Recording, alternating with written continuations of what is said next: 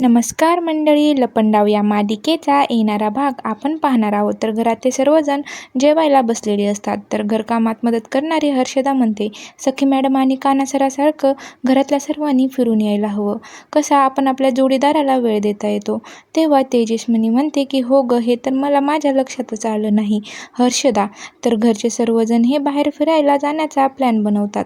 तर इकडे तेजस्विनी म्हणते, हर्षदा आज तर आपण दोघीच आहोत ना घरी. तेव्हा थोड्या वेळाने दरवाजाची बेल वाजते. तेजस्विनी दरवाजा उघडण्यासाठी जाते. तर तिला एक बाई ही बुरखा घेऊन उभी असते. तर ती तेजस्विनी म्हणते, कोण आहात तुम्ही. तेव्हा मनस्विनी तिचा चेहरा दाखवते. तेव्हा मनस्वीला पाहून तर तेजस्विनीला खूप मोठा धक्का बसतो. ती खूप घाबरलेली असते. तर इकडे सखी आणि काना त्यांची ट्रिप एन्जॉय करत असतात. सखी म्हणते, काना गोळेवाल्याला पैसे देऊ नये. तेव्हा तो पैसे देण्यासाठी जातो आणि परत येतो. तेव्हा सखी तिथे नसते. तो सर्व ठिकाणी शोधतो, आवाज देतो, सखी मॅडम कुठे आहात. मात्र सखी काही सापडत नाही.